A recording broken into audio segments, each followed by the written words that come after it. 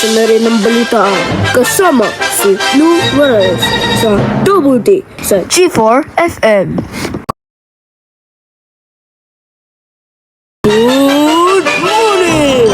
Ito ang Balita TV ng Saksi. Magandang umaga sa isang balita para ito na sa isang balita upang dito na ang mga broadcasting. Pwede naman yan ng isang reporters ng GMS Integrated, lahat ng isang bayanihan ng nationwide ng mga balita para sa isang balita kung ano na yung isang bahagi, kung ano yung serbisyo ng mga balita na yung pinagbalita namin.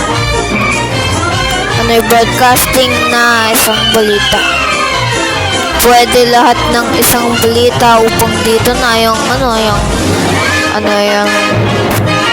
balita sa radyo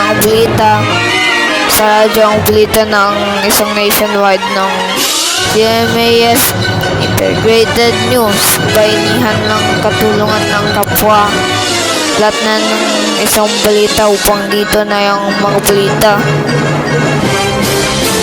Pwede naman yan.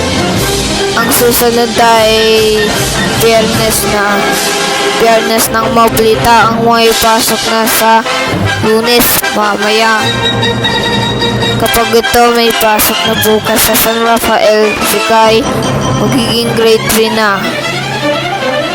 Sila ay magiging grade 1, grade 2, grade 3, grade 4, grade 5, grade 6, grade 7, grade 8, grade 9, grade 10, grade 11, grade 12, college. Tapos ito sa mga balita upang dito na yung isang balita, yung pinaggawa natin.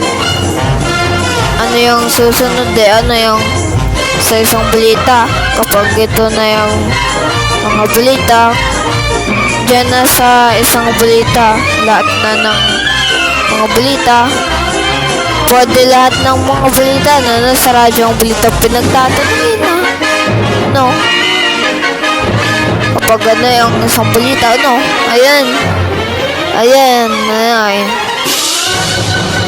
Kapag yan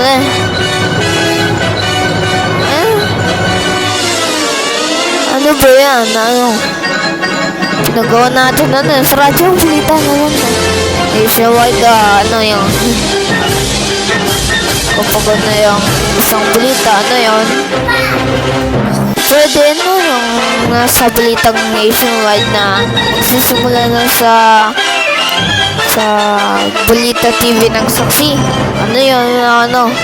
Ang programang natin sa komentaryong balita.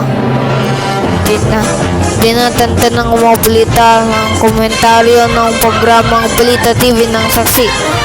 Yung mga balita sa sama-sama ating paligid.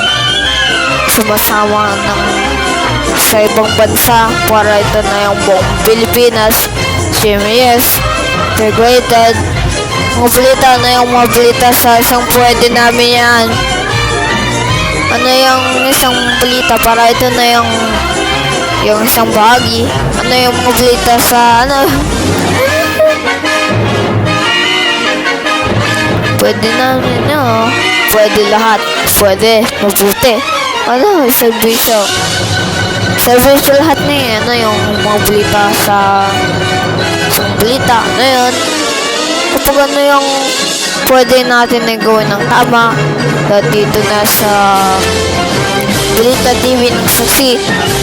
Ang taon nito ay 2026 na. Sa isang balita na ay one day na